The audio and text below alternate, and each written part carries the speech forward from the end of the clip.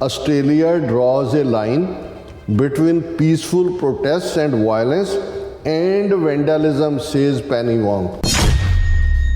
ਉੱਥੇ ਜੇ ਕੋਈ ਪੀਸਫੁਲ ਸਿੱਖ ਪ੍ਰੋਟੈਸਟ ਕਰਦਾ ਸੀ ਰੌਲਾ ਪਾ ਦਿੰਦਾ ਜੀ ਖਾਲਿਸਤਾਨ। ਉਹਨੇ ਕਿਹਾ ਜੀ ਅਸੀਂ ਇੱਕ ਲਾਈਨ ਖਿੱਚੀ ਹੋਈ ਹੈ, ਜਦੋਂ ਤੱਕ ਵਾਇਲੈਂਸ ਔਰ ਵੈਂਡਲਿਜ਼ਮ ਕੋਈ ਤੋੜ ਭੰਨ ਨਹੀਂ ਹੁੰਦੀ ਔਰ ਪੀਸਫੁਲ ਜਿਹੜਾ ਪ੍ਰੋਟੈਸਟ ਦਾ ਹੱਕ ਹੈ ਔਰ ਉਹਦੇ 'ਚ ਅਸੀਂ ਜਿਹੜਾ ਹੈ ਉਹਦੇ 'ਚ ਕੋਈ ਰੁਕਾਵਟ ਨਹੀਂ ਬਣਾਂਗੇ।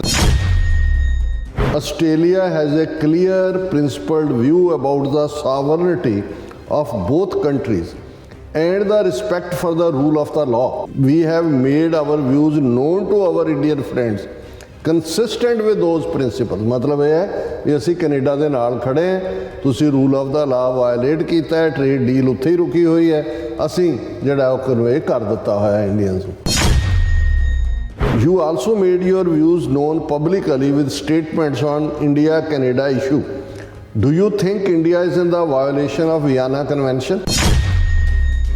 We also safeguard our democracy, so we believe people have the right to disagree. कि भाई ज़रूरी नहीं है भी वो तुहाडे सारे भारत माता की जय कहण, लोगों का हक है खालिस्तान जिंदाबाद कहना, लोगों का हक है कि वो अमन पसंद तरीके नाल प्रोटेस्ट कर and people have the right to freedom of expression. Australia की फॉरेन मिनिस्टर दिल्ली की धरती के उत्ते खलो के कह रही हुण ये खुल के झंडी दे दी है कि भाई खालिस्तान की गल आस्ट्रेलिया हो सकती।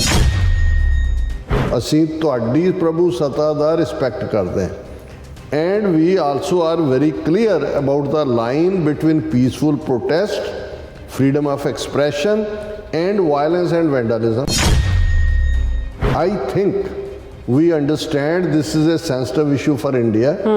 Even in relation to Australia, we have had a good dialogue about this, and I think we are in a place where we both understand the way in which we approach these issues.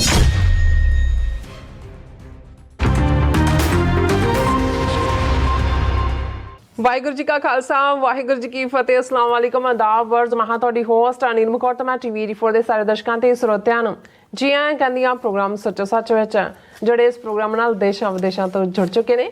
Khalsa affair centre ਦੇ ਸੰਚਾਲਕ doctor Amanjit Singh ji studio 'ਚ ਮੇਰੇ ਨਾਲ ਸ਼ਾਮਿਲ ਨੇ। ਉਹਨਾਂ ਨਾਲ ਗੱਲਬਾਤ ਕਰਕੇ ਅੱਜ ਦੇ ਅਹਿਮ ਇਸ਼ੂਜ਼ ਉੱਪਰ ਉਹਨਾਂ ਤੋਂ ਉਹਨਾਂ ਦਾ ਤਜਜ਼ੀਆ ਜਾਣਦੇ ਹਾਂ।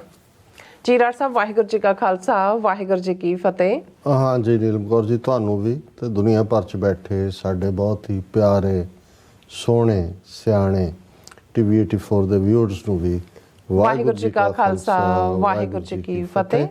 ਸਾਡੇ ਬਹੁਤ ਹੀ ਪਿਆਰੇ ਮੁਸਲਮਾਨ ਭੈਣਾਂ ਭਰਾਵਾਂ ਨੂੰ ਅਸਲਾਮ ਅਲੈਕਮ ਤੇ ਗੰਗਾ ਜਮਨੀ ਤਹਿਜ਼ੀਬ ਦੇ ਹਿੰਦੂ ਤਵੀਆਂ ਨੂੰ ਨਮੋ ਨਮः।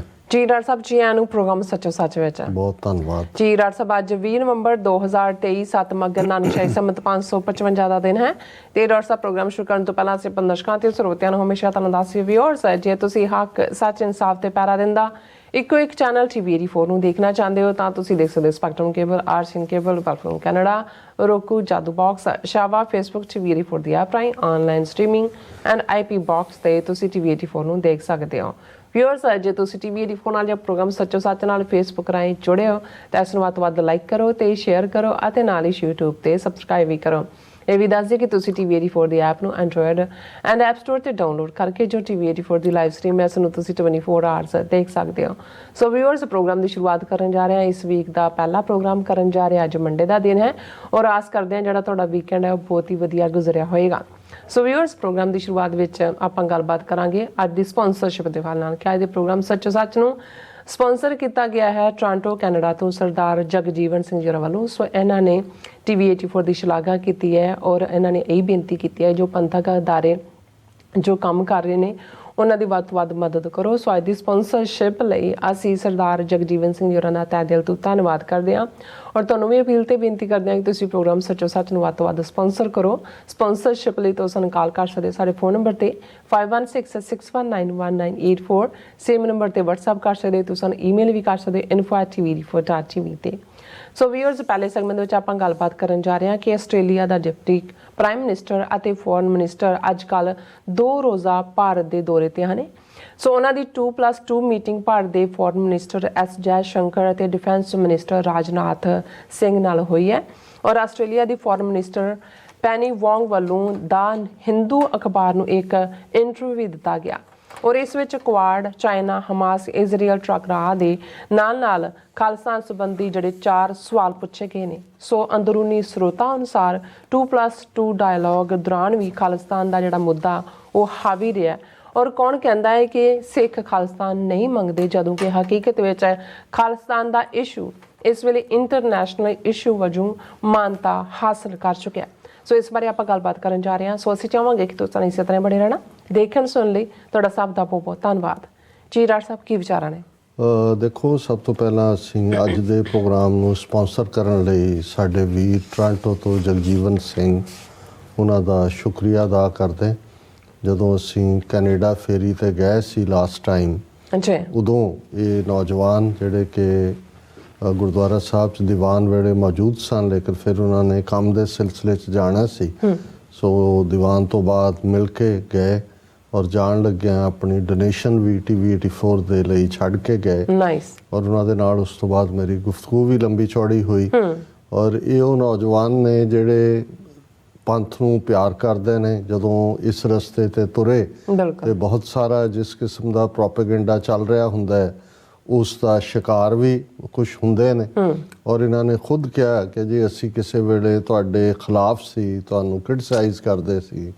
ਫਿਰ ਵੀਰ ਹਰਪ੍ਰੀਤ ਸਿੰਘ ਦਾ ਪ੍ਰੋਗਰਾਮ ਜਿਹੜਾ ਕਾਫੀ ਪਪੂਲਰ ਪ੍ਰੋਗਰਾਮ ਸੀ, ਉਹਦੇ 'ਚ ਤੁਹਾਨੂੰ ਅਸੀਂ ਲਗਾਤਾਰਤਾ ਨਾਲ ਸੁਣਿਆ। ਔਰ ਹੁਣ ਤਾਂ ਸਾਡਾ ਕਿਸੇ ਵੀ ਇਸ਼ੂ ਦੇ ਉੱਤੇ ਜਿਹੜੀ ਟੇਕ ਹੁੰਦੀ ਹੈ ਉਹ ਅਸੀਂ TV 84 ਦਾ ਸ਼ੋਅ ਸੁਣ ਕੇ ਫਿਰ ਸਾਡਾ ਜਿਹੜਾ ਗਰੁੱਪ ਹੈ ਉਸ ਦੇ ਉੱਤੇ ਕੰਮ ਕਰਦਾ। ਇਹਨਾਂ ਸਾਰੇ ਨੌਜਵਾਨਾਂ ਨੇ ਭਾਈ ਅੰਮ੍ਰਿਤਪਾਲ ਸਿੰਘ ਹੋਰਾਂ ਦਾ ਵੀ ਖੁੱਲ੍ਹ ਕੇ ਸਹਿਯੋਗ ਕੀਤਾ। ਔਰ ਹੁਣ ਵੀ ਜਿਸ ਅੰਦਾਜ਼ ਦੇ ਵਿੱਚ ਭਾਰਤ ਸਰਕਾਰ ਇੱਕ ਪਾਸੇ ਉਸ ਆਵਾਜ਼ ਨੂੰ ਚੁੱਪ ਕਰਾਉਣ ਦੀ ਕੋਸ਼ਿਸ਼ ਉਹਨਾਂ ਨੇ ਕੀਤੀ, 2900 ਕਿਲੋਮੀਟਰ ਦੂਰ ਦਿਬਰੂਗੜ੍ਹ ਦੇ ਵਿੱਚ ਭੇਜਿਆ ਹੋਇਆ। ਪਰ ਅਫਸੋਸ ਕਿ ਪੰਜਾਬ ਦੀਆਂ ਸਿੱਖ ਜਥੇਬੰਦੀਆਂ ਵੀ, ਔਰ ਅਸੀਂ ਜ਼ਿਕਰ ਕਰਾਂਗੇ ਕਿ ਕਿਵੇਂ ਉਹਨਾਂ ਦੇ ਪੇਰੈਂਟਸ ਨੇ ਇਨੀਸ਼ੀਏਟਿਵ ਲੈ ਕੇ ਪਹਿਲਾਂ ਦਰਬਾਰ ਸਾਹਿਬ ਅੰਮ੍ਰਿਤਸਰ ਦੁਖਮੰਜਨੀ ਬੇਰੀ ਅਰਦਾਸ ਦਿਵਸ ਰਿਹਾਈ ਲਈ ਕੀਤਾ, ਫਿਰ ਤਖਤ ਸ੍ਰੀ ਕੇਸਗੜ੍ਹ ਸਾਹਿਬ ਵਿਖੇ ਰੱਖਿਆ ਹੋਇਆ ਸੀ। ਔਰ ਕਿਵੇਂ ਧਾਰਮਿਕ ਆਜ਼ਾਦੀਆਂ ਨੂੰ ਪੰਜਾਬ ਦੇ ਵਿੱਚ ਕੁਚਲਿਆ ਜਾ ਰਿਹਾ ਹੈ, ਕਿਵੇਂ ਈਵਨ ਪਿੰਡ ਜੱਲੂ ਖੇੜਾ ਤੋਂ ਜਦੋਂ ਕਾਫਲਾ ਨਿਕਲਦਾ ਉਹਨਾਂ ਦੀਆਂ ਗੱਡੀਆਂ ਨੂੰ ਰੋਕ ਲਿਆ ਜਾਂਦਾ, ਸਿਰਫ ਉਹਨਾਂ ਦੇ ਪੇਰੈਂਟਸ ਨੂੰ ਹੀ ਜਾਣ ਦੀ ਇਜਾਜ਼ਤ ਦਿੱਤੀ ਜਾਂਦੀ ਹੈ। ਹਾਲਾਂਕਿ ਦੇ ਬਾਵਜੂਦ ਵੱਡੀ ਗਿਣਤੀ ਦੇ ਵਿੱਚ ਸਿੱਖ ਸੰਗਤਾਂ ਜਿਹੜੀਆਂ ਨੇ ਉਹ ਕੇਸਗੜ੍ਹ ਸਾਹਿਬ ਪਹੁੰਚਦੀਆਂ ਨੇ ਅਰਦਾਸ ਲਈ। ਲੇਕਿਨ ਇਸ ਪੀਰੀਅਡ 'ਚ ਵੀ ਸਿੱਖ ਜਥੇਬੰਦੀਆਂ ਵੱਲੋਂ ਕੋਈ ਖੁੱਲ੍ਹ ਕੇ ਬਿਆਨਬਾਜ਼ੀ ਵਿਰੋਧ ਦੇ ਵਿੱਚ ਜੋ ਸਰਕਾਰ ਨੇ ਧਾਰਮਿਕ ਆਜ਼ਾਦੀਆਂ ਨੂੰ ਵੀ ਸਿੱਧੇ ਤੌਰ 'ਤੇ ਕੁਚਲਣ ਦੀ ਠਾਣੀ ਹੋਈ ਹੈ, ਕੋਈ ਆਵਾਜ਼ ਸੁਣਨ 'ਚ ਨਹੀਂ ਮਿਲੀ। ਸੋ ਇਹ ਸਾਰੇ ਉਹ ਨੌਜਵਾਨ ਨੇ ਜਿਹੜੇ ਬਾਹਰ ਬੈਠੇ ਆ, ਕਿਰਤ ਕਰਦੇ ਨੇ, ਬਹੁਤ ਮਿਹਨਤ।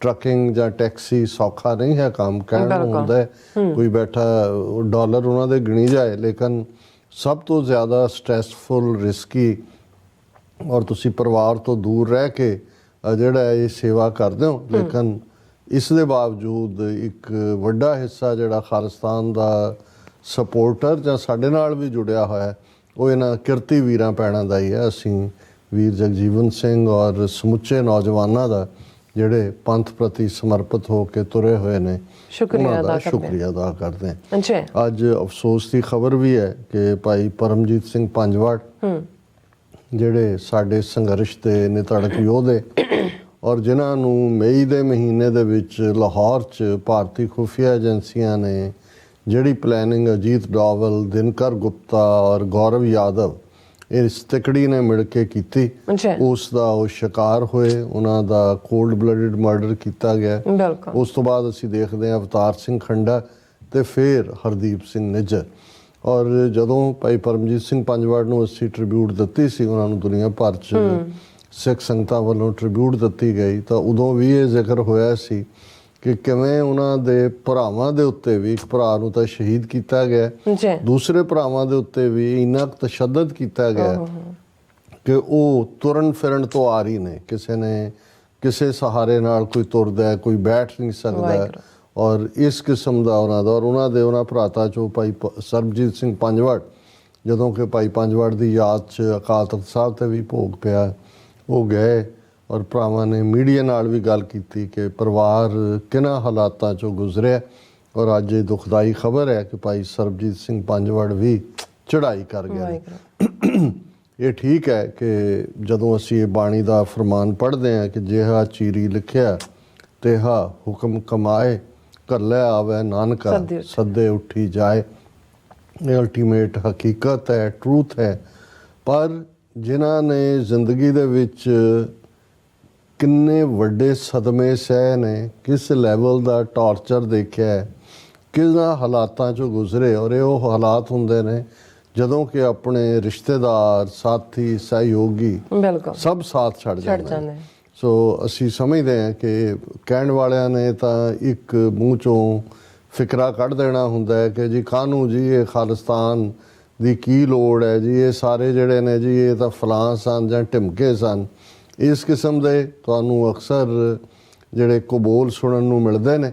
ਸੋ ਇਹਨਾਂ ਪਰਿਵਾਰਾਂ ਨੇ ਆਪਣਾ ਸਭ ਕੁਝ ਗਵਾਇਆ, ਜਿਹਨੂੰ ਦੁਨੀਆ ਦੀ ਜ਼ਬਾਨ ਦੇ ਵਿੱਚ ਕਮਾਣਾ ਕਹਿੰਦੇ ਨੇ, ਅਤੇ ਬਣਿਆ ਬਣਾਇਆ ਘਰਾਂ ਦੇ ਉੱਤੇ ਕਬਜ਼ੇ, ਪੁਲਿਸ ਥਾਣੇ ਬਣਾ ਦੇਣਾ, ਫਸਲਾਂ ਵਾਹ ਦੇਣੀਆਂ, ਡੰਗਰ ਜਿਹੜੇ ਨੇ ਭੁੱਖੇ ਮਾਰ ਦੇਣੇ, ਔਰ ਟੱਬਰਾਂ ਦੇ ਟੱਬਰ ਜਿਹੜੇ ਨੇ ਉਹਨਾਂ ਨੂੰ ਕਿਵੇਂ ਟੌਰਚਰ ਕੀਤਾ ਗਿਆ। ਭਾਈ ਪਰਮਜੀਤ ਸਿੰਘ ਪੰਜਵਾੜ ਔਰ ਭਾਈ ਸਰਬਜੀਤ ਸਿੰਘ ਨਾਲ ਦੇ ਮਾਤਾ ਜੀ ਗੁਰਮੇਜ ਕੌਰ, ਉਹਨਾਂ ਨੂੰ ਟੌਰਚਰ ਕਰਕੇ ਸ਼ਹੀਦ ਕੀਤਾ ਗਿਆ। ਔਰ ਜਿਹੜੀ ਭਾਈ ਜਸਵੰਤ ਸਿੰਘ ਖਾਲੜਾ ਨੇ ਅਣਪਛਾਤੀਆਂ ਲਾਸ਼ਾਂ ਦੀ ਦਾਸਤਾਨ ਦੁਨੀਆ ਦੇ ਸਾਹਮਣੇ ਰੱਖੀ ਸੀ, ਉਹਨਾਂ ਦੇ ਵਿੱਚ ਭਾਈ ਪਰਮਜੀਤ ਸਿੰਘ ਪੰਜਵਾੜ ਦੀ ਬਿਰਧ ਮਾਤਾ ਜਿਹੜੇ ਨੇ ਉਹ ਵੀ ਸਨ, ਬਾਬਾ ਗੁਰਬਚਨ ਸਿੰਘ ਮਾਨੋਚਾਲ ਦੀ ਮਾਤਾ ਵੀ ਸਨ। ਸੋ ਅਸੀਂ ਇਹਨਾਂ ਪਰਿਵਾਰਾਂ ਦਾ ਦੇਣਾ ਨਹੀਂ ਦੇ ਸਕਦੇ। ਹਾਲਾਂ ਇਹਨਾਂ ਦੀਆਂ ਕੁਰਬਾਨੀਆਂ ਗੁਰੂ ਦਰ 'ਤੇ ਕਬੂਲ ਨੇ। ਗੁਰੂ ਕਲਗੀਧਰ ਪਾਤਸ਼ਾਹ ਖੁਦ ਇਹਨਾਂ ਸਾਰਿਆਂ ਨੂੰ ਆਪਣੀ ਗੋਦ ਵਿੱਚ ਥਾਂ ਦਿੰਦੇ ਨੇ। ਲੇਕਿਨ ਸਾਡੇ ਲਈ ਇੱਕ ਸਦਮੇ ਵਾਲੀ ਗੱਲ ਵੀ ਹੁੰਦੀ ਹੈ ਕਿ ਭਾਈ ਇੱਕ ਇੱਕ ਕਰਕੇ ਉਹ ਪਰਿਵਾਰ ਜਿਨ੍ਹਾਂ ਨੇ ਜਿਹੜੇ ਅਸਲ 'ਚ ਬਤੌਰੇ ਸਿੰਬਲ ਅਗਲੀ ਜਨਰੇਸ਼ਨ ਵੀ ਜਦੋਂ ਦੇਖਦੀ ਸੀ ਤਾਂ ਉਹਨਾਂ ਦੇ ਸਾਹਮਣੇ ਸੀ ਕਿ ਭਾਈ ਕਿਵੇਂ ਸਫ਼ਰ ਕੀਤਾ ਇਹ ਸਾਰੇ ਪਰਿਵਾਰ ਨੇ। ਸੋ ਅਸੀਂ ਸਤਿਗੁਰੂ ਦੇ ਚਰਨਾਂ 'ਚ ਅਰਦਾਸ ਕਰਦੇ ਹਾਂ ਕਿ ਮਹਾਰਾਜ ਭਾਈ ਸਰਬਜੀਤ ਸਿੰਘ ਪੰਜਵਾੜ ਉਹਨਾਂ ਦੀ ਆਤਮਾ ਨੂੰ ਆਪਣੇ ਚਰਨਾਂ 'ਚ ਨਿਵਾਸ ਬਖਸ਼ਣ, ਔਰ ਬਾਕੀ ਕੌਮ ਦੇ ਹੁਣ ਇਹ ਕਹਿਣਾ ਕਿ ਪਰਿਵਾਰ ਨੂੰ ਭਾਣਾ ਮੰਨਣ ਦਾ ਬਲ ਬਖਸ਼ਣ, ਪਰਿਵਾਰ ਤਾਂ ਭਾਣਾ ਹੀ ਮੰਨ ਰਿਹਾ ਇਹਨਾਂ 3-4 ਦਹਾਕਿਆਂ ਤੋਂ, ਜਿਸ ਕਿਸਮ ਦੇ ਟੌਰਚਰ 'ਚੋਂ ਲੰਘੇ ਨੇ। ਹੁਣ ਉਸ ਤੋਂ ਅੱਗੇ ਕੀ ਭਾਣਾ ਉਹਨਾਂ ਨੇ ਮੰਨਣਾ। ਲੇਕਿਨ ਇਹ ਹੈ ਕਿ ਕੌਮ ਦੇ ਵਿੱਚ ਇਹੋ ਜਿਹੀ ਸਾਡੇ ਸਪਿਰਿਟ ਹੋਏ, ਦ੍ਰਿੜਤਾ ਹੋਏ, ਰਿਜ਼ੀਲੀਅੰਸ ਹੋਏ, ਗੁਰੂ ਪ੍ਰਤੀ ਭਰੋਸਾ ਹੋਏ।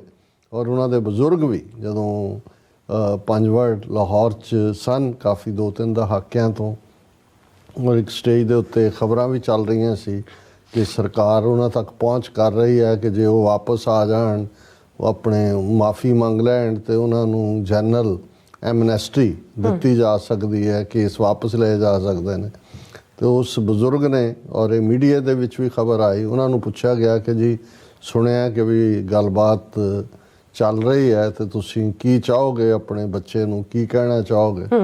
ਤਾਂ ਉਹਨੇ ਕਿਹਾ ਵੀ ਜੇ ਤਾਂ ਸਾਡਾ ਖੂਨ ਹੈ ਫਿਰ ਇਹ ਹੈ ਕਿ ਭਾਈ ਜਿਸ ਕੰਮ ਨੂੰ ਤੁਰੇ ਸੀ ਖਾਲਿਸਤਾਨ ਲੈ ਕੇ ਘਰੇ ਪਰਤਣਾ, ਨਹੀਂ ਤਾਂ ਸਾਡੇ ਨਾਲ ਕੋਈ ਸੰਬੰਧ ਨਹੀਂ ਹੋਏਗਾ। ਹੁਣ ਜਦੋਂ ਇਸ ਲੈਵਲ ਦੀ ਬਜ਼ੁਰਗਾਂ ਦੀ ਸਪਿਰਿਟ ਹੁੰਦੀ ਹੈ, ਨਹੀਂ ਤਾਂ ਹੁਣ ਅਸੀਂ ਤਾਂ ਬੱਚਾ ਜਾਂ ਬੱਚੀ ਅੱਧਾ ਘੰਟਾ ਲੇਟ ਹੋ ਜਾਣ, ਘਰ ਨਾ ਆਉਣ ਤੇ ਮੋਬਾਈਲ ਫੋਨ ਖੜਕਾਏ ਹੁੰਦੇ ਨੇ ਵੀ ਕਿੱਥੇ ਰਹਿ ਗਿਆ, ਕੀ ਹੈ, ਲੋਕੇਸ਼ਨ ਦੇਖੋ ਕੀ ਹੈ।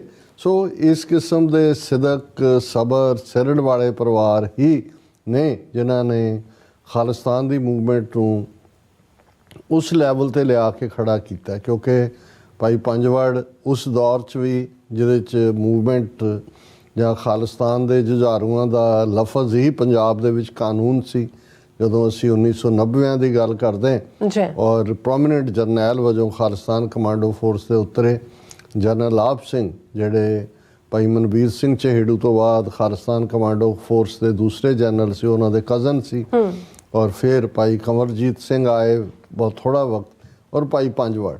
ਸੋ ਭਾਈ ਪਰਮਜੀਤ ਸਿੰਘ ਪੰਜਵਾੜ ਨੇ ਇੱਕ ਬੜੇ ਨਿਧੜਕ ਅੰਦਾਜ਼ ਦੇ ਵਿੱਚ ਲੀਡ ਕੀਤਾ ਫੋਰਸ ਨੂੰ। ਉਹਨਾਂ ਦਾ ਨਾਂ ਦੁਨੀਆ ਦੇ ਵਿੱਚ ਅੱਜ ਵੀ ਜਦੋਂ ਖਾਲਿਸਤਾਨ ਕਮਾਂਡੋ ਫੋਰਸ ਦਾ ਜ਼ਿਕਰ ਹੁੰਦਾ ਹੈ ਤੇ ਪ੍ਰੋਮੀਨੈਂਟਲੀ ਲਿਆ ਜਾਂਦਾ ਹੈ। ਉਸ ਵੇਲੇ ਦਾ ਜੇ ਮਾਹੌਲ ਦੇਖੋ ਤੇ ਭਾਰਤੀ ਪੁਲਿਸ, ਉਹਨਾਂ ਦੇ ਸਿਕਿਉਰਿਟੀ ਦਸਤੇ ਔਰ ਉਹਨਾਂ ਦੀਆਂ ਖੁਫੀਆ ਏਜੰਸੀਆਂ ਉਹਨਾਂ ਦੇ ਨਾਂ ਤੋਂ ਘਬਰਾਉਂਦੀਆਂ ਸੀ।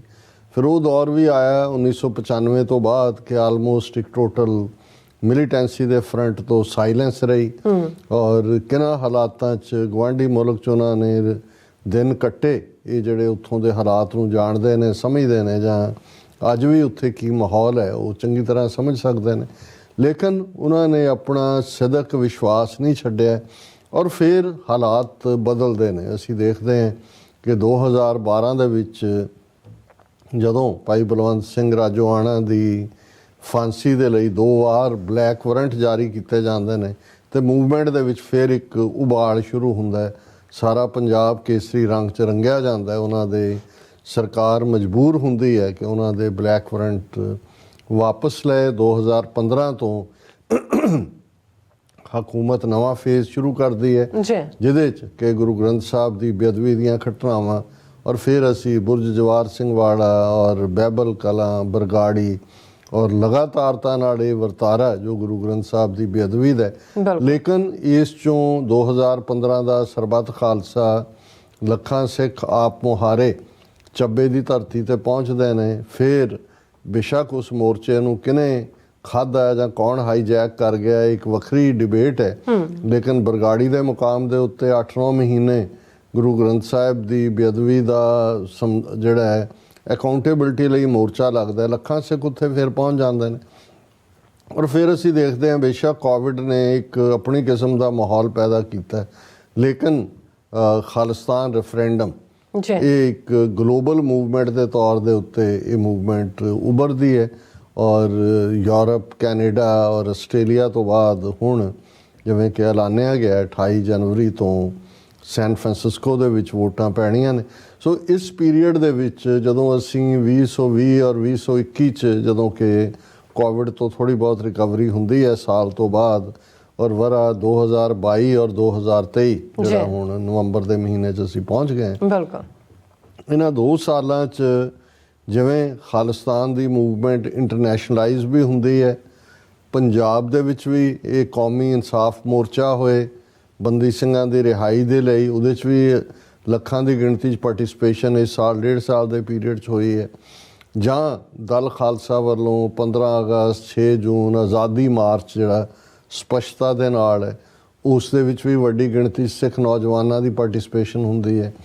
ਔਰ ਇਸੇ ਹੀ ਦੌਰ ਦੇ ਵਿੱਚ ਅਸੀਂ ਕਿਸਾਨ ਮੋਰਚਾ ਵੀ ਦੇਖਿਆ। ਹਾਲਾਂਕਿ ਸਰਕਾਰ ਨੇ ਵੀ ਜਦੋਂ ਐਨ ਕੋਵਿਡ ਪੂਰਾ ਜ਼ੋਰ 'ਤੇ ਸੀ 5 ਜੂਨ ਨੂੰ 3 ਖੇਤੀ ਕਾਨੂੰਨ ਜਿਹੜੇ ਨੇ ਉਹ ਲਿਆਂਦੇ ਸੀ, ਲੇਕਿਨ ਕੋਵਿਡ ਦੇ ਚੱਲਦਿਆਂ ਵੀ ਜਿਵੇਂ ਪੰਜਾਬ ਤੋਂ ਮੋਰਚਾ ਦਿੱਲੀ ਪਹੁੰਚਦਾ ਹੈ 13 ਮਹੀਨੇ ਦੇ ਉਸ ਕਿਸਾਨ ਮੋਰਚੇ ਨੇ ਕਿਵੇਂ ਭਾਰਤੀ ਹਕੂਮਤ ਨੂੰ, ਕਿਉਂਕਿ ਅੱਜ ਅਸੀਂ 20 ਨਵੰਬਰ ਨੂੰ ਗੱਲ ਕਰ ਰਹੇ ਹਾਂ, ਬੀਤਾ ਕੱਲ੍ਹ 19 ਨਵੰਬਰ ਸੀ ਔਰ ਬਹੁਤਿਆਂ ਨੂੰ ਕਿਉਂਕਿ ਨਾਲ ਦੀ ਨਾਲ ਜੋ ਵਾਪਰ ਰਿਹਾ ਹੁੰਦਾ ਉਹ ਭੁੱਲ ਜਾਂਦਾ। 19 ਨਵੰਬਰ ਦੇ ਜੇ ਹਵਾਲੇ ਨਾਲ ਗੱਲ ਕਰੀਏ ਤੇ 2 ਸਾਲ ਪਹਿਲਾਂ 2021 ਦੇ ਵਿੱਚ 19 ਨਵੰਬਰ ਵਾਲੇ ਦਿਨ ਗੁਰੂ ਨਾਨਕ ਸਾਹਿਬ ਦਾ ਪ੍ਰਕਾਸ਼ ਪੁਰਬ ਸੀ। ਜਿਸ ਦਿਨ ਮੋਦੀ ਨੇ ਗੋਡੇ ਟੇਕ ਕੇ 2 ਹੱਥ ਜੋੜ ਕੇ ਸਿੱਖ ਕੌਮ ਤੋਂ ਮੁਆਫੀ ਵੀ ਮੰਗੀ ਸੀ ਤੇ 3 ਖੇਤੀ ਕਾਨੂੰਨ ਵੀ ਵਾਪਸ ਲਏ ਸੀ। ਸੋ ਇਹ ਇੱਕ ਪੰਜਾਬ ਦੇ ਵਿੱਚ ਜੋ ਮਾਹੌਲ ਇਹਨਾਂ ਨੇ 84 ਤੋਂ 94 95 ਤੱਕ ਇੱਕ ਖੌਫ ਜ਼ਦਾ ਕਰਕੇ ਲੋਕਾਂ ਨੂੰ ਡਰ ਦਾ, ਸਹਿਮ ਦਾ ਬਣਾਇਆ। ਫਿਰ ਪੰਜਾਬ ਦੀ ਜਵਾਨੀ ਨੂੰ ਡਰੱਗਸ ਦੇ ਹਵਾਲੇ ਕੀਤਾ, ਫਿਰ ਇਸ ਕਿਸਮ ਦੇ ਹਾਲਾਤ ਬਣਾ ਕੇ ਫੋਰਸਡ ਮਾਈਗ੍ਰੇਸ਼ਨ, ਇਹ ਭਾਵੇਂ ਇਹਨੂੰ ਕੋਈ ਇਕਨੋਮਿਕਲ ਮਾਈਗ੍ਰੇਸ਼ਨ ਕਹੇ ਜਾਂ ਕੋਈ ਜੀ ਲੋਕਾਂ ਨੂੰ ਕੈਨੇਡਾ ਦਾ ਝੱਲ ਕੁੱਦਿਆ ਹੋਇਆ ਜਾਂ ਫਲਾਣਾ, ਨਹੀਂ, ਜੇ ਤੁਹਾਨੂੰ ਆਪਣੇ ਵਤਨ ਦੇ ਵਿੱਚ ਆਪਣੀ ਮਿੱਟੀ ਦੇ ਵਿੱਚ ਸਹੂਲਤਾਂ ਹੋਣ, ਜੌਬਸ ਹੋਣ ਤੁਹਾਡੇ ਕੋਲ, ਤੁਹਾਡੀ ਜ਼ਿੰਦਗੀ ਸੁਰੱਖਿਅਤ ਹੋਏ, ਰੂਲ ਆਫ ਦਾ ਲਾ ਹੋਏ, ਕਿਹਦਾ ਜੀ ਕਰਦਾ। ਕਿਵੇਂ ਕੋਈ ਦਿਨ ਐਸਾ ਨਹੀਂ ਹੁੰਦਾ ਕਿ ਜੀ ਕੈਨੇਡਾ ਤੋਂ ਡੈੱਡ ਬੋਡੀ ਗਈ, ਪੜ੍ਹਨ ਆਇਆ, 3 ਮਹੀਨੇ ਬਾਅਦ ਉਹਨੂੰ ਹਾਰਟ ਅਟੈਕ ਹੋ ਗਿਆ, ਉਹਦਾ ਫਲਾਣਾ ਹੋ ਗਿਆ, ਢਿਮਕਾ ਹੋ ਗਿਆ। ਉਦੋਂ ਉਹਨਾਂ ਮਾਂ ਬਾਪ ਲਈ, ਭੈਣਾਂ ਭਰਾਵਾਂ ਲਈ ਕਿਵੇਂ ਉਹ ਆਪਣੀਆਂ ਜ਼ਮੀਨਾਂ ਗਹਿਣੇ ਪਾ ਕੇ ਦਿਲ ਦਾ ਰੋਗ ਭਰ ਕੇ ਬੱਚੇ ਬੱਚੀਆਂ ਨੂੰ ਭੇਜਦੇ ਨੇ। ਇਹ ਮਹਿਜ਼ ਫॉर ਦਾ ਗ੍ਰੀਨ ਪੈਸਚਰ ਮਾਈਗ੍ਰੇਸ਼ਨ ਦੇ ਥੱਲੇ ਨਹੀਂ ਹੈ। ਇਹ ਉਹ ਦੱਸਦਾ ਹੈ ਵੀ ਤੁਹਾਡਾ ਆਪਣੀ ਧਰਤੀ ਨੂੰ ਕਿਵੇਂ ਉਹਨਾਂ ਨੇ ਇੱਕ ਕਾਲੋਨੀ ਬਣਾ ਕੇ ਉਜਾੜਿਆ ਹੋਇਆ। ਲੇਕਿਨ ਇਹਦੇ ਬਾਵਜੂਦ ਸਿੱਖ ਕਿਸਾਨੀ ਦੀ ਲਹਿਰ ਅਸਲ 'ਚ ਸਿੱਖ ਕੌਮ ਦੀ ਰੈਜ਼ੀਲੀਐਂਸ ਸੀ, ਉਹਦੀ ਸਟਰੈਂਥ ਸੀ, ਤਾਕਤ ਸੀ, ਡਾਇਸਪੋਰਾ ਦੀ ਪਾਵਰ ਸੀ, ਜਿਹਨੂੰ ਭਾਰਤੀ ਏਜੰਸੀਆਂ ਨੇ ਸ਼ਾਇਦ ਸਿੱਖਾਂ ਦੇ ਇੱਕ ਵੱਡੇ ਤਬਕੇ ਨੂੰ ਅਜੇ ਤੱਕ ਵੀ ਸਮਝ ਨਾ ਆਈ ਹੋਏ ਲੇਕਿਨ ਭਾਰਤੀ ਏਜੰਸੀਆਂ ਨੇ ਇਹਨੂੰ ਬਿਲਕੁਲ ਠੀਕ ਸਮਝਿਆ। ਉਹਨਾਂ ਨੇ ਦੇਖਿਆ ਕਿ ਵੀ ਪੰਜਾਬ ਦੇ ਵਿੱਚ ਤੁਸੀਂ ਖਾਲਿਸਤਾਨ ਦਾ ਜਿਹੜਾ ਹੈ ਉਹ ਥਾਟ ਜਾਂ ਖਾਲਿਸਤਾਨ ਦੀ ਲਹਿਰ ਜਾਂ ਖਾਲਿਸਤਾਨ ਦੀ ਉਮੰਗ ਨੂੰ ਖਤਮ ਨਹੀਂ ਕਰ ਸਕਦੇ ਜਦੋਂ ਤੱਕ ਡਾਇਸਪੋਰਾ ਸਿੱਖਾਂ ਦੀ ਆਵਾਜ਼ ਨੂੰ ਤੁਸੀਂ ਕ੍ਰਸ਼ ਨਹੀਂ ਕਰਦੇ।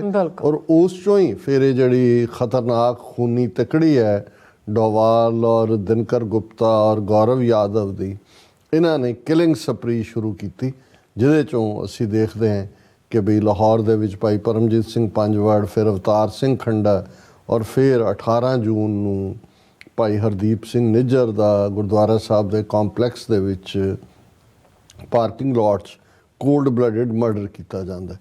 ਲੇਕਿਨ ਹਕੂਮਤਾਂ ਦੇ ਸਮਝਦੀਆਂ ਹੁੰਦੀਆਂ ਨੇ ਖੌਫ, ਡਰ, ਮੌਤ, ਜੁਰਮਾਨੇ, ਕਨਫਿਸਕੇਸ਼ਨ, ਪ੍ਰਾਪਰਟੀ ਜ਼ਬਤ। ਈਵਨ ਅੱਜ ਦੀ ਵੀ ਖਬਰ ਹੈ ਕਿ ਜੀ ਗੁਰਪਤਵੰਤ ਸਿੰਘ ਪੰਨੂ ਨੇ ਜਿਹੜੀ ਇਹ ਧਮਕੀ ਦਿੱਤੀ ਕਿ ਜੀ ਇਹ ਇੰਡੀਅਨ ਏਅਰਲਾਈਨ ਦੇ ਜਹਾਜ਼ਾਂ 'ਚ ਸਫ਼ਰ ਨਾ ਕਰੋ, ਉਹਨਾਂ ਦੇ ਖਿਲਾਫ ਇੱਕ ਹੋਰ ਕੇਸ ਰਜਿਸਟਰ ਕਰ ਲਿਆ, ਪ੍ਰਾਪਰਟੀ ਉਹਨਾਂ ਦੀ ਪਹਿਲਾਂ ਹੀ ਕੁਰਕ ਕੀਤੀ ਹੋਈ ਹੈ।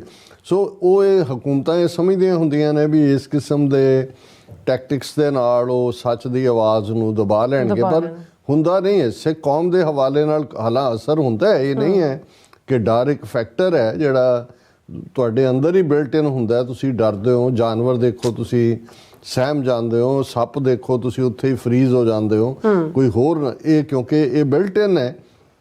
ਲੇਕਿਨ ਜਿਹੜਾ ਉਸ ਚੋਂ ਨਿਕਲਣ ਦੇ ਲਈ ਕਰੇਜ, ਹੌਸਲਾ, ਜਿਹੜੀ ਪ੍ਰੋਗਰਾਮਿੰਗ ਗੁਰੂ ਸਾਹਿਬ ਨੇ ਸਿੱਖਾਂ ਦੀ ਕੀਤੀ ਹੋਈ ਹੈ, ਉਹਨੂੰ ਤਾਂ ਕੋਈ ਨਹੀਂ ਖਤਮ ਕਰ ਸਕਦਾ। ਉਹ ਬਿਲਟ ਇਨ ਹੈ, ਉਹ ਇਨਹੈਰੈਂਟ ਹੈ, ਔਰ ਉਹ ਸਾਡੀ ਸੁਸਾਇਟੀ 'ਚ ਜਿਹੜੀ ਹੈ ਉਹ ਪ੍ਰਵੇਲ ਕਰਦੀ ਹੈ, ਉਹ ਆਲਮੋਸਟ ਓਮਨੀ ਪ੍ਰੈਜ਼ੈਂਟ ਵਾਂਗ ਹੈ। ਸੋ ਇਹਨਾਂ ਹਾਲਾਤਾਂ ਦੇ ਚੱਲਦਿਆਂ ਜਿਹੜੀ ਡਾਇਸਪੋਰਾ ਨੇ ਜਿਵੇਂ ਰੈਜ਼ੀਲੀਅੰਸ ਦਿਖਾਈ, ਔਰ ਉਹਨਾਂ ਜਿਵੇਂ ਮੈਂ ਅਕਸਰ 4 ਇਹਨਾਂ ਵੱਡੇ ਮੁਲਕਾਂ ਦਾ ਜ਼ਿਕਰ ਕਰਦਾ ਹਾਂ, ਅਮਰੀਕਾ, ਕੈਨੇਡਾ, UK ਔਰ ਆਸਟ੍ਰੇਲੀਆ, ਕਿ ਕਿਸ ਲੈਵਲ ਦੀ ਰੈਜ਼ੀਲੀਅੰਸ ਹੈ। ਗੁਰਦੁਆਰਿਆਂ ਨੇ ਮਤੇ ਕੀਤੇ ਕਿ ਭਾਈ ਕਿਸੇ ਨੂੰ ਵੜਨ ਨਹੀਂ ਦੇਣਾ ਹੈ।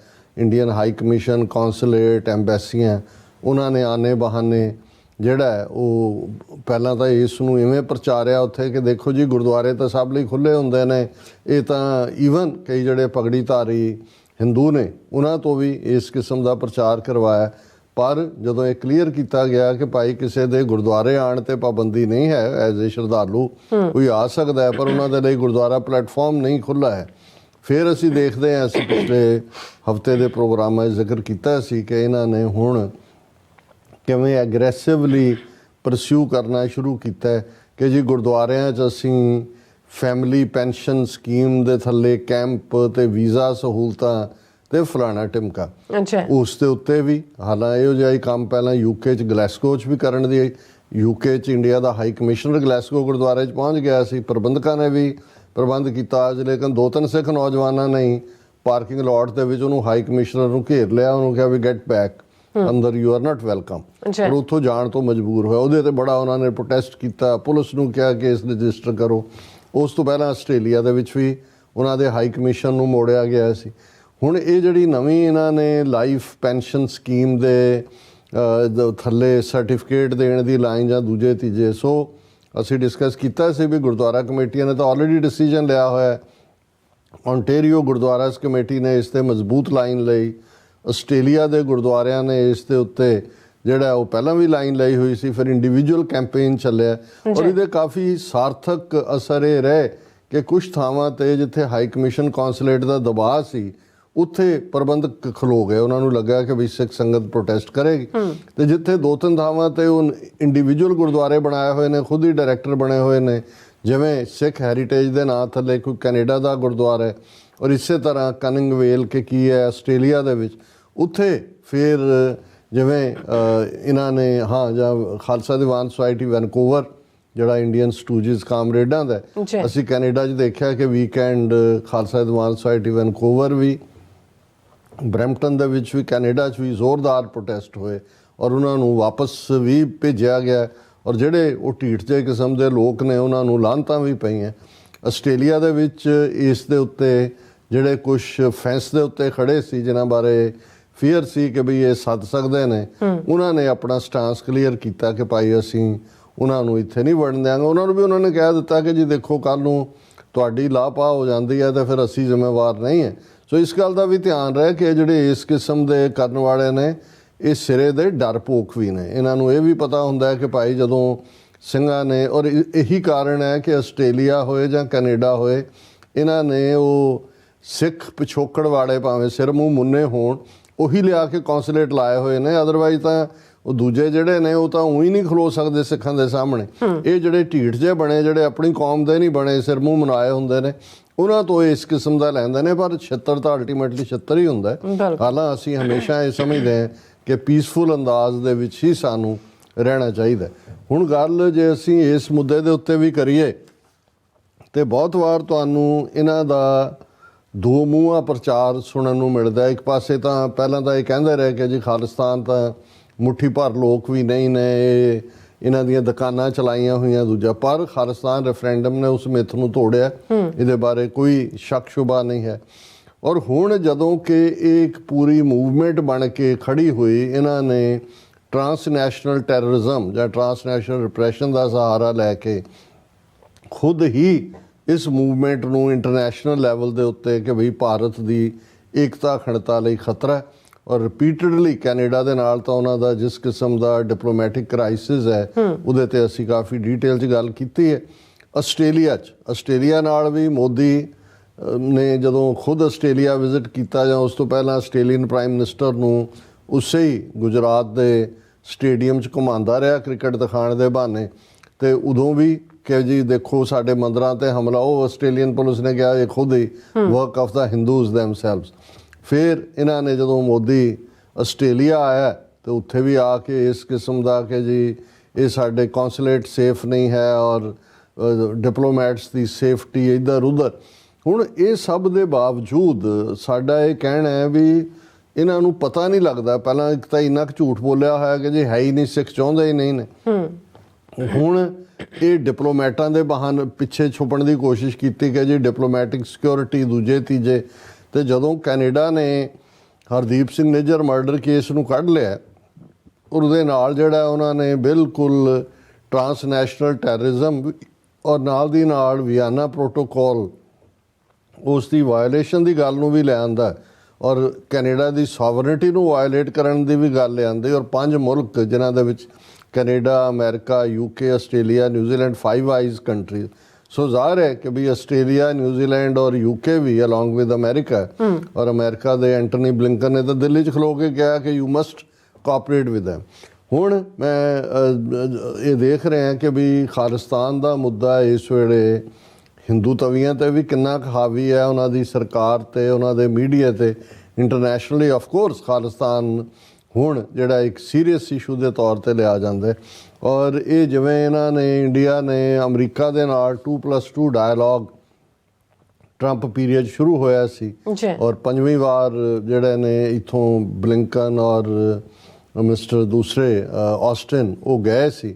ਹੁਣ ਆਸਟ੍ਰੇਲੀਆ ਨਾਲ ਵੀ ਇਹਨਾਂ ਦਾ 2+2 ਡਾਇਲੋਗ, ਕਿਉਂਕਿ ਜਦੋਂ ਟਰੰਪ ਪੀਰੀਅਡ 'ਚ ਭਾਰਤ, ਆਸਟ੍ਰੇਲੀਆ, ਜਾਪਾਨ ਔਰ ਅਮਰੀਕਾ ਕੁਆਡ ਦੇ ਮੈਂਬਰ ਬਣੇ ਤਾਂ ਫਿਰ ਇਹ ਹੋਇਆ ਜੀ ਕਿ ਇੰਡੋ ਪੈਸੀਫਿਕ ਔਰ ਸਿਕਿਉਰਿਟੀ, ਮੈਰੀਟਾਈਮ ਸਿਕਿਉਰਿਟੀ ਔਰ ਚਾਈਨਾ ਨੂੰ ਟਾਰਗੇਟ ਕਰਨ ਦੀ ਲਾਈਨ ਵੀ ਔਰ ਹੋਰ ਵੀ ਸਾਰੇ ਇਸ਼ੂਆਂ ਨਾਲ ਮਿਲਾ ਕੇ ਉਹਨੂੰ ਦੇਖਿਆ ਗਿਆ। ਹੁਣ ਪਿਛਲੇ ਦਿਨਾਂ 'ਚ ਆਸਟ੍ਰੇਲੀਆ ਦੇ ਫੋਰਨ ਮਿਨਿਸਟਰ ਪੈਨੀ ਵੋਂਗ ਔਰ ਉਹਨਾਂ ਦਾ ਡਿਪਟੀ ਪ੍ਰਾਈਮ ਮਿਨਿਸਟਰ ਰਿਚਰਡ ਮਾਰਲਸ ਉਹ ਦਿੱਲੀ ਗਏ ਹੋਏ ਨੇ। ਜ਼ਾਹਰ ਹੈ ਕਿ ਭਾਵੇਂ ਰਾਜਨਾਥ ਸਿੰਘ ਜਾਂ S Jai Shankar deputy prime minister ਤਾਂ ਨਹੀਂ ਨੇ, ਪਰ ਉਹ ਦੋਨੋਂ ਹੀ, S Jai Shankar foreign minister ਹੈ, ਰਾਜਨਾਥ ਸਿੰਘ ਡਿਫੈਂਸ ਮਿਨਿਸਟਰ ਹੈ। ਸੋ ਉਹਨਾਂ ਦੇ ਨਾਲ ਹੀ ਪੈਨੀ ਵੋਂਗ ਔਰ ਰਿਚਰਡ ਮਾਰਲਸ ਦੀ ਮੀਟਿੰਗ 2+2 ਹੋਈ। ਉਹ ਤਾਂ ਸਟੈਂਡਰਡ ਜਿਹਾ ਪਾਰਟ ਜਿਹੜਾ ਹੁੰਦਾ ਹੈ ਉਹ ਖਬਰ ਉਹਦੇ 'ਚ ਕੋਈ ਕੱਢਣ ਪਾਉਣ ਨੂੰ ਤਾਂ ਹੈ ਨਹੀਂ, ਕਿਉਂਕਿ ਇਸੇ ਦੌਰ 'ਚ ਆਸਟ੍ਰੇਲੀਆ ਦਾ ਪ੍ਰਾਈਮ ਮਿਨਿਸਟਰ ਚਾਈਨਾ ਦੇ ਦੌਰੇ 'ਤੇ ਵੀ ਗਿਆ। ਚਾਈਨਾ ਨੇ ਵੀ ਥੋੜ੍ਹਾ ਜਿਹਾ ਜਿਹੜਾ ਟ੍ਰੇਡ ਬੈਨ ਲਾਇਆ ਹੋਇਆ ਸੀ ਆਸਟ੍ਰੇਲੀਆ 'ਤੇ ਉਹਨੂੰ ਡਿਲਿਊਟ ਕੀਤਾ ਹੈ। ਇਨ ਦਾ ਮੀਨ ਟਾਈਮ ਅਮਰੀਕਾ ਨੇ ਚਾਈਨਾ ਦੇ ਪ੍ਰੈਜ਼ੀਡੈਂਟ ਸ਼ੀ ਜਿਨਪਿੰਗ ਨੂੰ ਇਨਵਾਈਟ ਕੀਤਾ, ਜਿਹੜੀ ਉਹਨਾਂ ਦੀ APEC ਮੀਟ ਸੈਨ ਫਰਾਂਸਿਸਕੋ 'ਚ ਹੋਈ। ਔਰ ਇੰਟਰਸਟਿੰਗਲੀ ਇੰਡੀਆ ਨੂੰ ਇਨਵਾਈਟ ਨਹੀਂ ਕੀਤਾ ਗਿਆ ਔਰ ਇਸ ਦੇ ਉੱਤੇ ਈਵਨ ਇਹਨਾਂ ਦੇ RSS ਦੇ ਆਈਡੀਅਲੋਗ ਸੁਬਰਾਮਨਿਅਮ ਸਵਾਮੀ ਨੇ ਵੀ ਕੁਐਸਚਨ ਚੁੱਕਿਆ ਕਿ ਜੀ ਕਿੱਥੇ ਗਈ ਅਮਰੀਕਾ ਇੰਡੀਆ ਰਿਲੇਸ਼ਨਸ਼ਿਪ, ਜਿਹੜੀ ਬੜੀ ਜਿਹਦੇ ਗੁਣ ਗਾਏ ਜਾਂਦੇ ਸੀ ਕਿ ਵੀ ਈਵਨ ਉਹਨੂੰ ਸ਼ੀ ਜਿਨਪਿੰਗ ਨੂੰ ਤਾਂ ਸੱਦ ਕੇ ਉਹਨਾਂ ਨੇ ਅਮਰੀਕਾ ਨੇ ਰੈੱਡ ਕਾਰਪਟ ਵੈਲਕਮ ਦਿੱਤਾ ਹੈ, ਸਾਰੇ ਇਸ਼ੂਜ਼ ਰਿਜ਼ੋਲਵ ਕਰਨ ਵੱਲ ਧਿਆਨ ਦਿੱਤਾ ਹੈ, ਤੇ ਭਾਰਤ ਨੂੰ ਇਵਨ ਇਨਵਾਈਟ ਵੀ ਨਹੀਂ ਕੀਤਾ ਗਿਆ। ਸੋ ਇਸ ਸਭ ਦੇ ਚੱਲਦਿਆਂ ਵੀ ਕਿਉਂਕਿ ਆਲਰੇਡੀ ਜਿਹੜਾ ਅਮਰੀਕਾ ਨੂੰ ਭਾਰਤ ਤੋਂ ਤਵੱਕੋ ਸੀ ਜਾਂ ਚਾਈਨਾ ਦੇ ਖਿਲਾਫ ਅਮਰੀਕਨ ਨੀਤੀ ਸੀ, ਉਹ ਕਾਫੀ ਹੁਣ ਡਾਇਲਿਊਟ ਹੋ ਗਈ ਹੈ।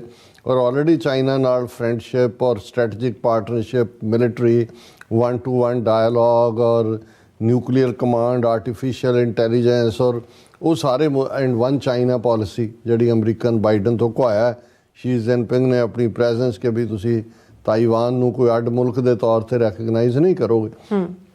ਸੋ ਸਾਰੇ ਦੇ ਚੱਲਦੇ ਆ ਹੁਣ ਕੁਆਡ ਜਾਂ 2+2 ਜਾਂ ਇੱਧਰ ਉੱਧਰ ਇਹਦੀ ਕੋਈ ਅਹਿਮੀਅਤ ਤਾਂ ਰਹੀ ਨਹੀਂ।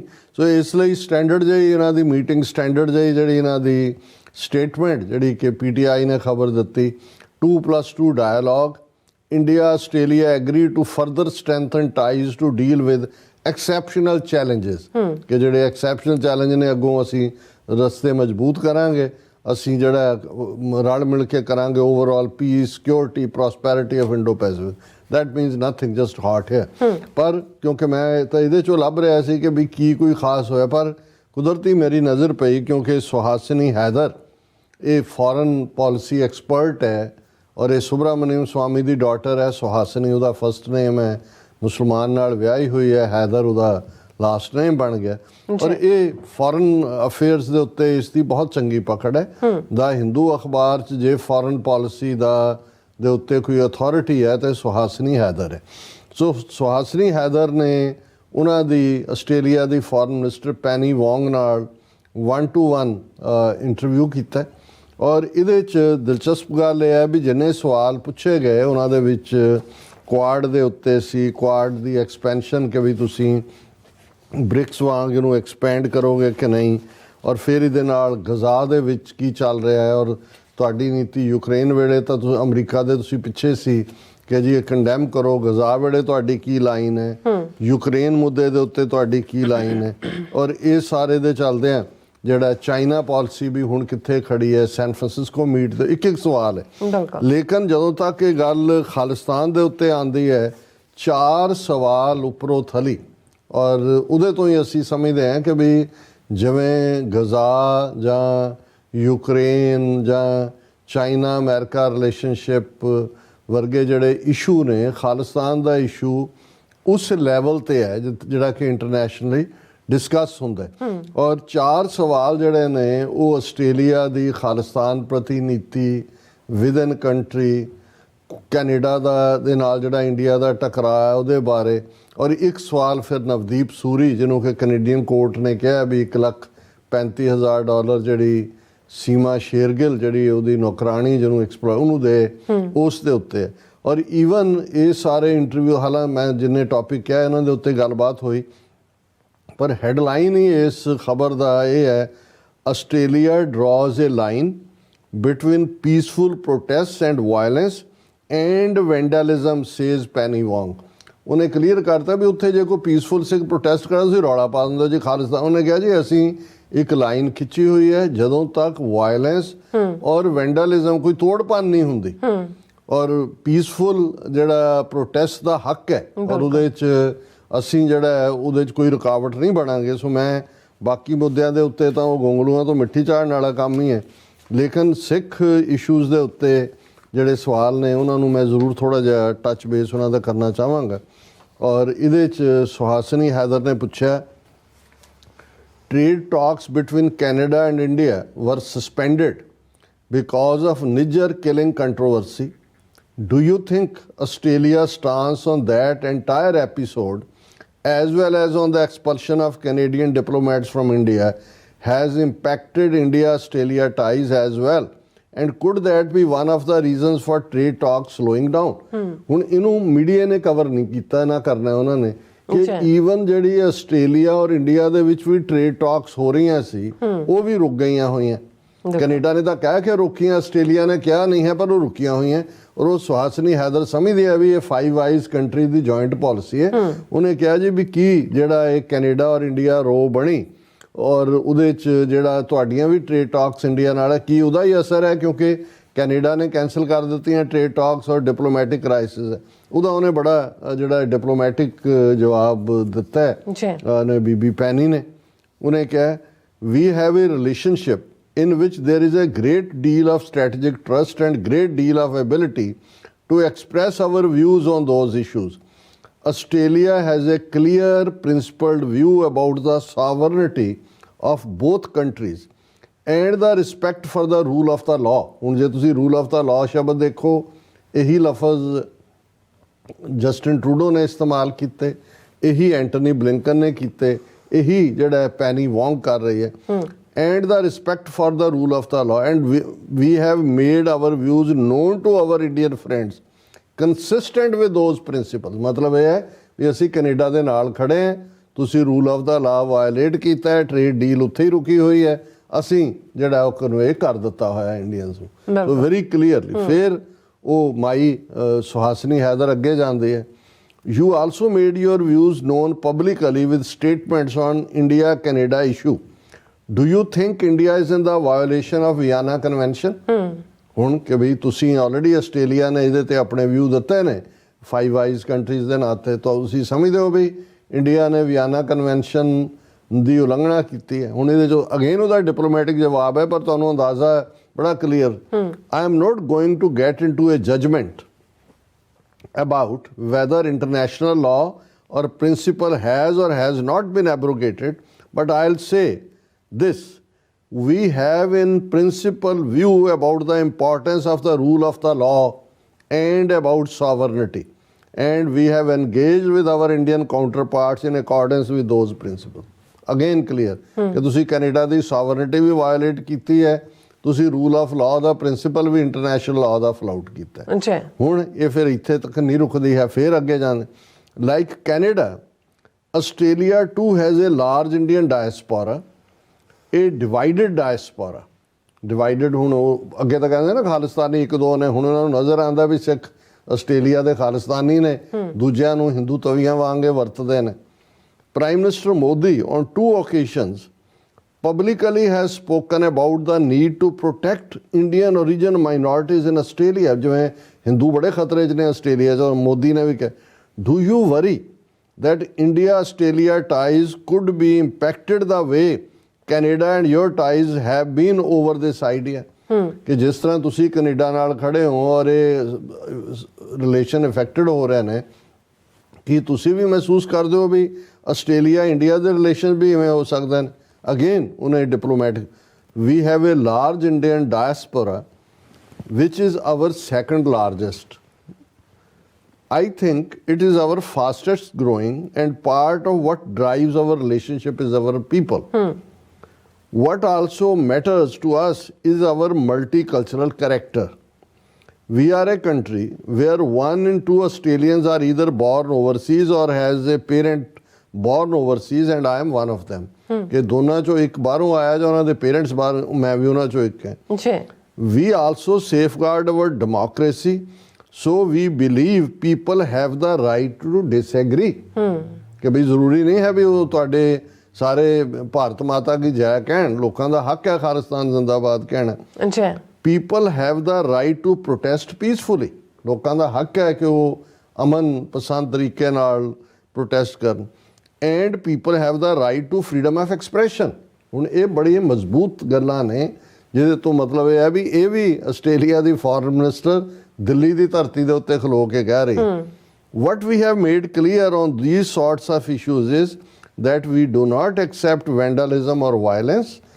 Those are contrary to our law and to our principles. ਹਾਂ ਹਿੰਸਾ ਹੋਏਗੀ ਭੰਨ ਤੋੜ ਹੋਏਗੀ ਉਹਦੇ ਅਸੀਂ ਖਿਲਾਫ ਹੈ ਪਰ ਹੁਣ ਇਹ ਖੁੱਲ੍ਹ ਕੇ ਝੰਡੀ ਦੇ ਦਿੱਤੀ ਹੈ ਕਿ ਭਾਈ ਖਾਲਿਸਤਾਨ ਦੀ ਗੱਲ ਆਸਟ੍ਰੇਲੀਆ 'ਚ ਹੋ ਹੁਣ ਇਹ ਬੀਬੀ ਭਾਵੇਂ ਵਿਆਹੀ ਮੁਸਲਮਾਨ ਨਾਲ ਉਹ ਹਟੀ ਥੋੜ੍ਹੀ ਹੈ ਉਹਨੂੰ ਵੀ ਲੱਗਦਾ ਵੀ ਤੋਂ ਕੁਛ ਨਾ ਕੁਛ ਐਸਾ ਕਢਾਓ ਜਿਹੜਾ ਪ੍ਰੋ ਇੰਡੀਆ ਅਖੀਰ 'ਚੋਂ ਫਿਰ ਕਹਿੰਦੀ but has Australia been able to take steps that India had asked against groups, particularly Khalistan separatist extremist group there? ਦੇਖੋ ਤੁਸੀਂ ਕਿੰਨਾ ਜ਼ਹਿਰ ਭਰਿਆ ਹੋਇਆ ਕਿੰਨਾ ਜ਼ਹਿਰ ਹੈ ਇਹ ਚੌਥਾ ਸਵਾਲ ਹੈ ਉਹ ਤਿੰਨਾਂ ਜੀ ਉਹਨੂੰ ਆਪਣੀ ਪੋਜੀਸ਼ਨ ਪਰ ਉਹ ਕਹਿੰਦੀ ਹੈ ਵੀ ਕਿ ਇੰਡੀਆ ਨੇ ਕਿਹਾ ਹੋਇਆ ਆਸਟ੍ਰੇਲੀਆ ਨੂੰ ਆਸਟ੍ਰੇਲੀਆ ਕੋਈ ਸਟੈਪ ਲੈ ਰਿਹਾ ਜਿਹੜੇ ਖਾਲਿਸਤਾਨ ਦੇ ਸੈਪਰੇਟਿਸਟ ਐਕਸਟ੍ਰੀਮਿਸਟ ਗਰੁੱਪਸ ਨੇ ਉਹਦਾ ਵੀ ਉਹਨੇ ਠੋਕ ਕੇ ਜਵਾਬ ਦਿੱਤਾ। In relation to that I say is we respect your sovereignty, ਅਸੀਂ ਤੁਹਾਡੀ ਪ੍ਰਭੂ ਸੱਤਾ ਦਾ ਰਿਸਪੈਕਟ ਕਰਦੇ ਹਾਂ।